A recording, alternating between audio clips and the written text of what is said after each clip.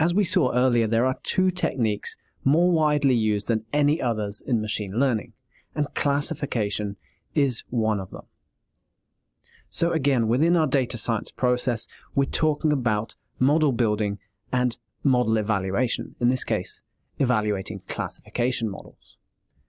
Classification problems involve classifying data into discrete labels or categories.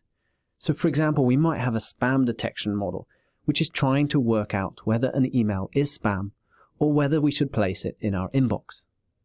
A model looking at loan default analysis might be trying to predict if a specific customer is going to default on their loan or not. What these problems and therefore models have in common is that predictions are made using one or more input variables. The spam detector might use spelling errors, grammatical errors, or suspicious email domains as predictors in making a decision. Likewise, to predict loan defaults, we might look at credit history, yearly income, or resident status. Let's take a look at the different types of classification problems. The three examples we've seen all fall into the binary classification group. This is where there are only two classes, and the outcome must be one of the two. So tumor diagnosis might be malignant or benign, and email spam might be spam or not spam. Then we have a category of models called multi-class, which is where there are more than two class labels. And again, the outcome can only be one of a range of classes.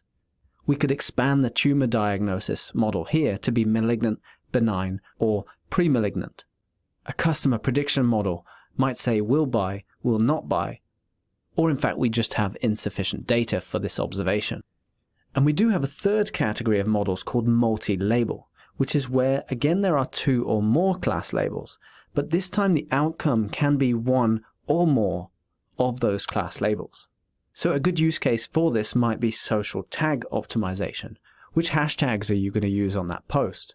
So in that case, we can include hashtag machine learning and or hashtag data science and even or hashtag data analysis jobs. And so these three types of classification just present us with slight variations in our approach. In the rest of this course, we'll explore the most commonly used classification algorithms and how to evaluate their model outputs.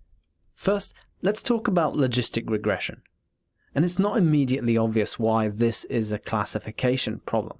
But what logistic regression does is uses regression principles to achieve separation between discrete classes. We'll explore the basics of logistic regression to get you up to speed. The other 5 techniques we'll cover are naive Bayes, KNN, or K-nearest neighbors, SVM, or support vector machines, decision trees, and random forest models. For each model, we'll start to look at the basics of how they make predictions before we look at how to evaluate model outputs. Regression models, as you know, are used to predict continuous variables, whilst classification models are used to predict categorical ones. But in this special case, the logistic regression model is commonly used for classification purposes. Let's see how it works. Logistic regression creates an output probability that each observation falls into a given class, and each probability is estimated using one or more input variables. So supposing we had a bunch of observations, each of which represent an email. Some are spam and some are not spam, and the input variable we're measuring is the percentage of words that are misspelt.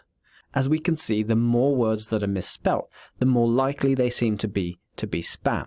So we can assign a target class where spam is 1 and not spam is 0. So the question now is, where on the scale of percentage of words misspelt should we put our threshold to decide spam versus not spam? Depending on where we put it, we're going to classify or misclassify some of those observations. So where's the most efficient point? And this is where the logistic regression curve comes in. So instead of using the straight line that we might in linear regression, this time logistic regression uses a curved line to summarize the observed data points. This curved line gives us effectively a probability that each observation is spam. So now we can take any input point on our x-axis and calculate the probability that that email is spam. All that's left now is to decide on a threshold of probability that allows us to separate spam from not spam.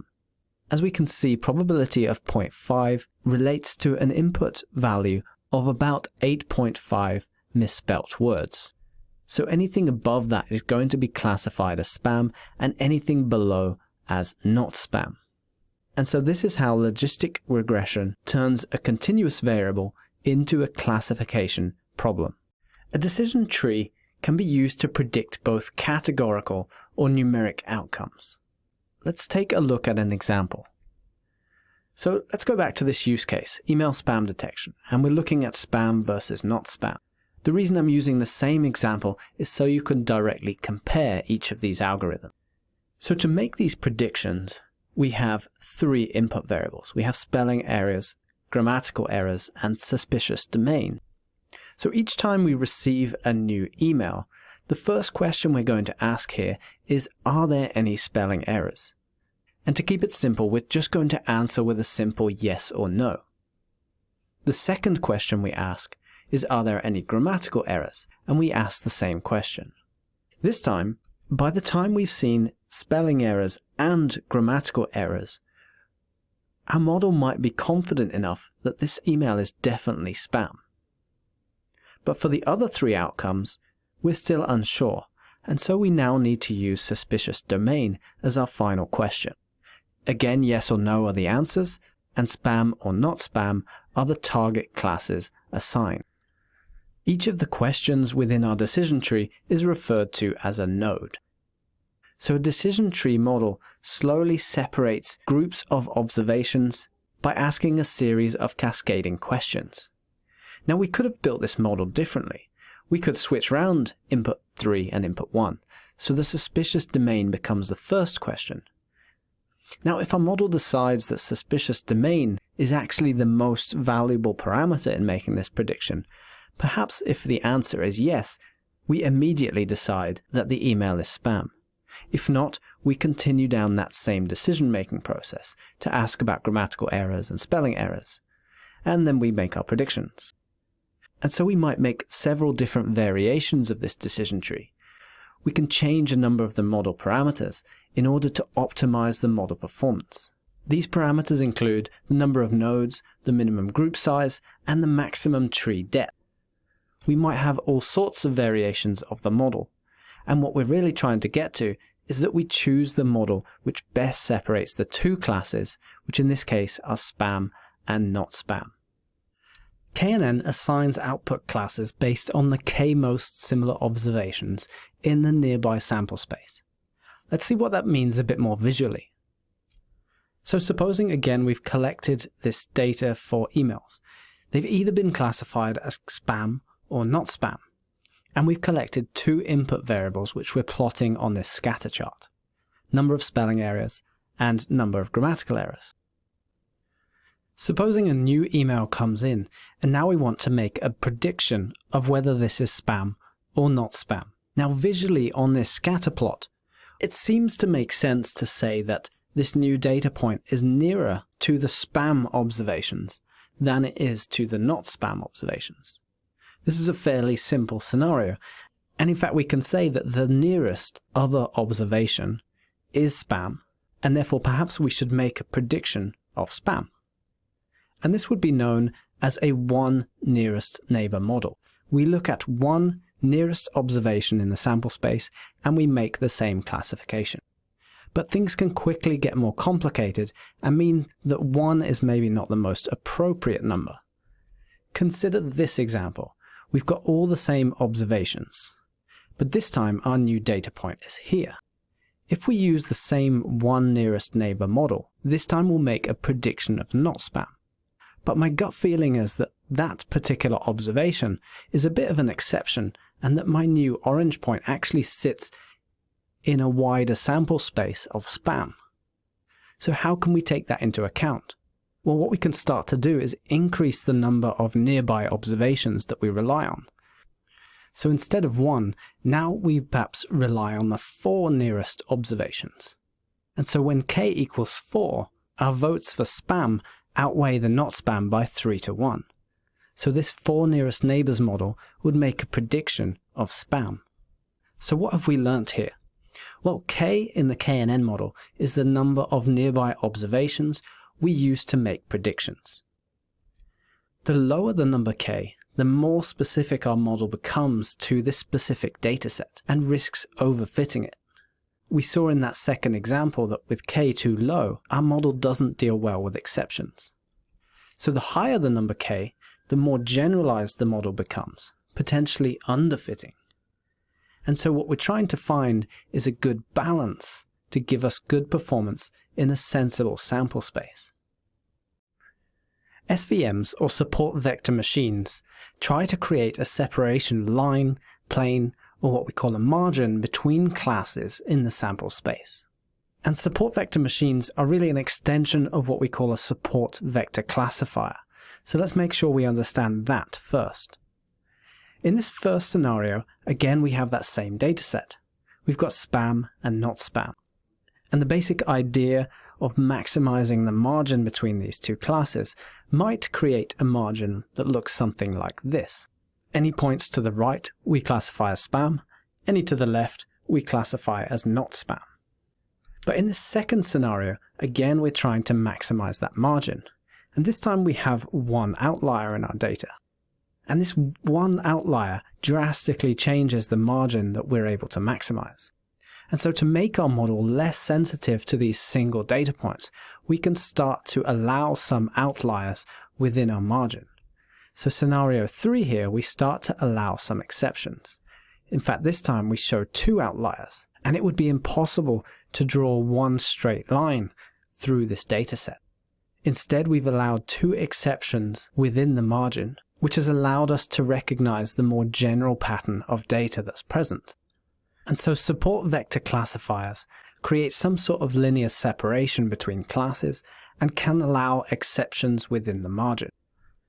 So in summary, about SVMs and about support vector classifiers, we can say that support vector classifiers maximize the margin between classes using a linear decision boundary. By allowing outliers, we make the model less sensitive to the training data, and so less sensitive to outliers. Support vector machines take this concept a step further and are more advanced as they allow us to model nonlinear decision boundaries. SVMs use something called kernel functions to hypothetically transform the data, which effectively simplifies the math. And so whilst the nonlinear examples are a bit more complex, they are trying to achieve the same thing in terms of maximizing that generalized separation between classes. Naive Bayes is a probabilistic model based on Bayes' theorem. Bayes' theorem relies on conditional probability, which is the probability of one event given the probability of another event. We can write it mathematically like this, where A is the outcome event and B is the given input event. So in our spam scenario, supposing we receive an email that contains 10 words, and we'll refer to this as the word set. For each of the target classes, we have to calculate a conditional probability. So first, what is the conditional spam probability? We can make that calculation. Don't worry too much about the formula at this point. The point is we're calculating what is the probability of spam given the observed word set.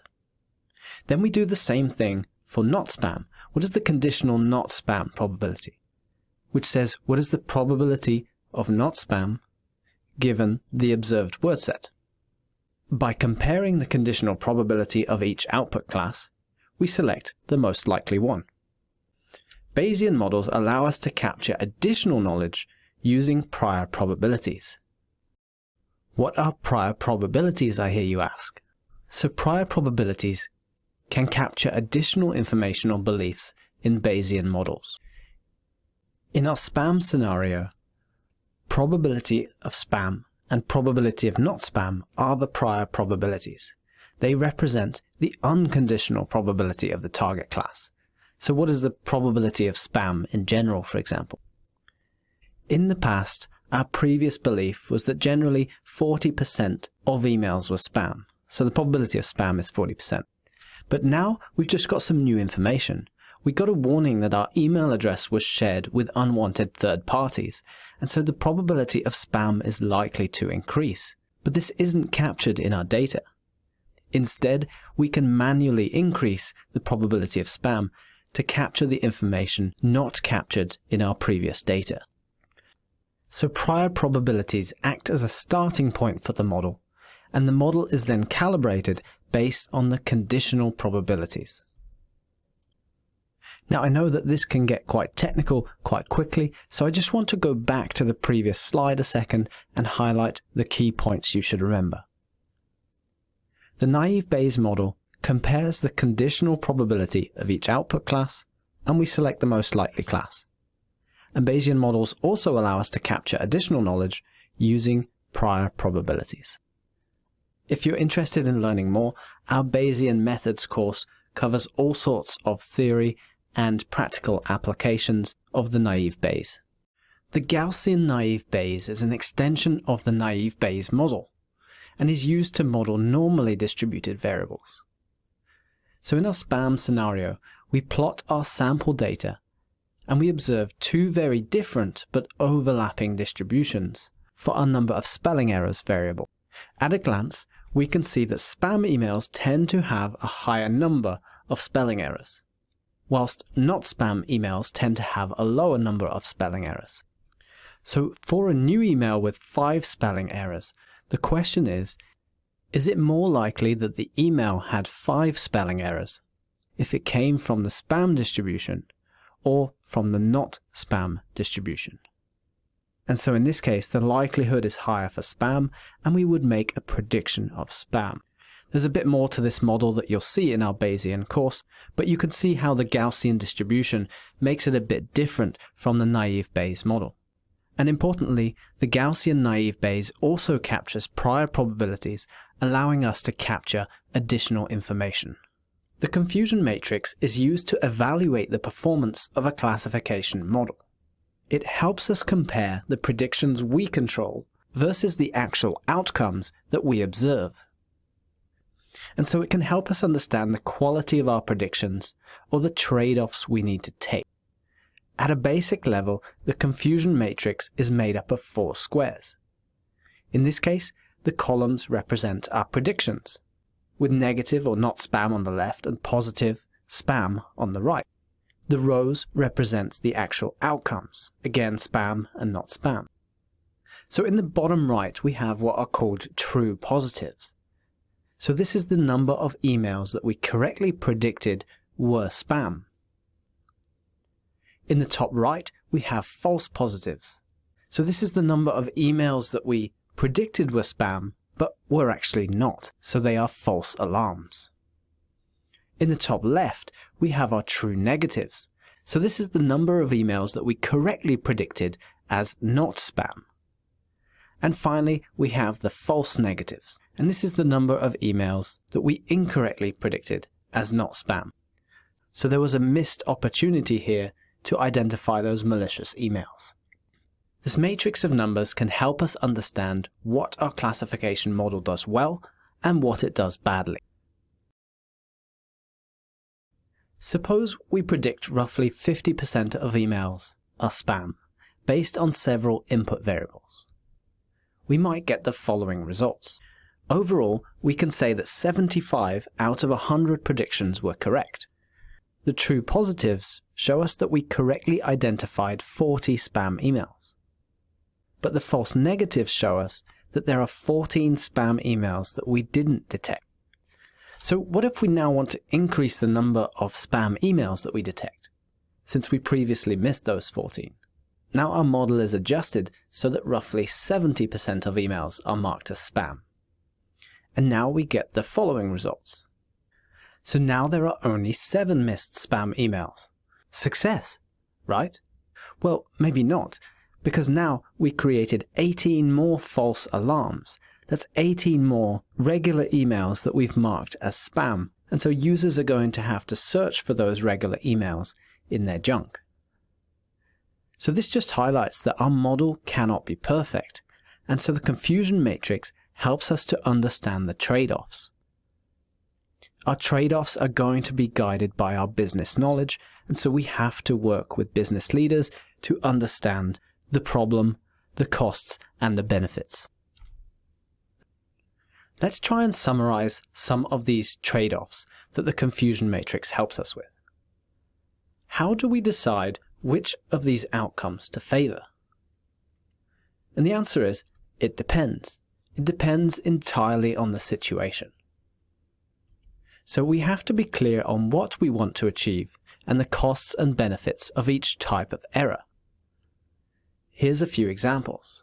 False negatives are undesirable in disease detection. We just can't afford to miss bad outcomes.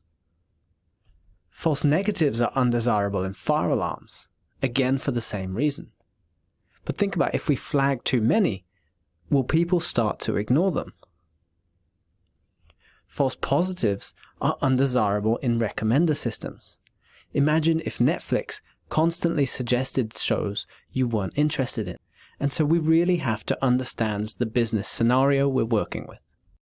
There are several metrics and techniques that can help summarize the observations in the confusion matrix. The first of those is accuracy, which describes what proportion of predictions were correct. We have to be careful with accuracy though, because it may not always be the best indicator of performance. So a second measure we might consider is precision. And this says how good are the positive predictions. Out of those predicted positive, how many were actually positive? Recall describes what proportion of the actual positive cases were identified. And the F1 score gives us a balance between precision and recall. The ROC curve helps us visualize and compare the performance of several different models. The model with the biggest lift from that central line is said to have better overall performance. Together, all of these metrics can give us a good idea of how the model is performing. And they can even help us to summarize whether a model is overfitting or underfitting. Now, we saw this concept in regression, but underfitting and overfitting can help us describe classification models too. An underfitting model means the model undergeneralizes the data. Here we've got a KNN model with 15 nearest neighbors, and it's simply not recognizing the detail in the dataset. At the other end, we've got an overfitting model, which means the model learns the training data too well and misses the more general relationships. This one nearest neighbor example shows exactly that. So again, we have to find a balance to ensure the model performs in line with our objectives. Now, we saw the terms overfitting and underfitting in regression, but these terms can help us describe classification models too. Underfitting means that the model undergeneralizes the data. Here, an example of 15 nearest neighbors doesn't really capture the detail. On the flip side, overfitting means the model learns the training data too well and misses the more general relationships. So you can see in this overfitting model, our output pays too much attention to the exceptions. So again, we have to find a balance to ensure our model performs in line with our objectives and finds a good balance between generalizing the dataset and not being too over-specific. In the logistic regression folder, you'll find this file to do logistic regression in Excel. This is one of the most basic scenarios that we walk through in our classification course. Basically, we have some data on insurance purchases, and we're trying to predict which customers are most likely to make that purchase. The task is to build a logistic regression model to categorize observations into purchase and not purchase. Although Excel isn't natively capable of implementing a classification model, there do exist some add-ins that we can use to help us. Regressit allows you to do both linear and logistic regression in Excel. You'll find the instructions to download it if you want to try on this second tab.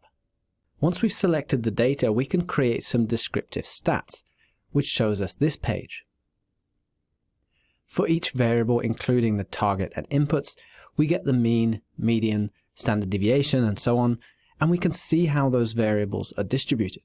We'll see in the next chapter why it's so important to understand the data that's going into our model. And we'll also explore what we see down here, which is a scatter plot of each combination of variables. This helps us establish what relationships are likely to exist in our data. So we'll explore that in the next chapter. But for now, let's run this logistic regression. Let's run it with purchase as the dependent variable. We'll call the model logistic regression, and we'll use age, estimated salary, and whether or not the person is female as the predictor. I want to see the logistic curve, the ROC curve, and the classification table. So let's run that. And we see the results of our logistic regression. And so here we can start to see a lot of the metrics, tables, and visuals that we've been talking about in this chapter. We've got a table of coefficients telling us how the probability of purchasing responds to each of these variables. We've got our confusion matrix here, telling us that we've got a total accuracy of 85%. The cutoff value for our predictions is 50%, and we can see here that we've got 26% true positives and 5% false positives. It plots our ROC curve, which would allow us to compare this to other models, and we can see the logistic curve at the bottom for any of our input variables. At the moment, this is giving us an indication of how the age impacts the probability of purchase. And we can see a chart for each variable by going through the variable selection. So the Regressit app is a neat way to introduce logistic regression and classification into Excel. Okay, let's take a look at how logistic regression might be done in Python. And so this time we're using an add-click prediction dataset. We'll come back to the task in a second once we've imported the data and had a chance to look at it. So first, we import the required libraries and functionality that helps us perform this classification task. We import the CSV file and we place it in a table or a data frame. And so let's take a look at that data. So we can see we've got 5 columns: user ID, female, age, estimated salary, and purchased. So looking back at the task, we're trying to predict whether a user purchased something after clicking on an ad or not. And we're using female, age, and estimated salary as our input variable. I expect that the user ID isn't going to give us much predictive power since it's probably just a randomly assigned number, but let's take a look. Let's take a look at the shape of the dataset, which tells us again 400 rows and 5 columns. We can look at the first 5 rows of the dataset using the head function, and we can explore the data types so we can see that they are all integers. That's going to make them easy to work with. Scrolling down, we can explore the data visually a bit more, and we'll look at this in more detail in the next chapter. But let's just run this code for a second. We're showing a distribution of age by gender. And this chart is telling us that we have a similar distribution of males and females. As we did with the regression analysis, we need to separate our y and our x variables. So y is our target, and we take the purchased column from our data frame. X inputs represents the input variables, and so we're taking female, age, and estimated salary and placing that into a new table. This next step allows us to split both the inputs and the outputs into training and testing datasets. The key here is that we're using a train size of 0.8, which means we're using 80% of the data to train our model and 20% of it to test. Running this cell, we can see that our X data, our inputs, each have 3 columns, and it's split into training rows and testing rows. And the same thing happens for our output variable. With a single line of code, we declare our logistic regression model, and we fit it using those training datasets. Now it's time to make predictions about our test data, so we can see how well it works. The classifier score will then tell us what proportion of the classifications are correct. So effectively, that's our accuracy. So we can see that 68% of our classifications are correct. Finally, we can plot our confusion matrix to see where those errors are occurring. So into that function we pass our classifier, the x-test inputs, and the y-test outputs. And the confusion matrix shows that we have 54 true negatives, but we have 26 false negatives. And in fact, in this case, we have no predicted positives at all.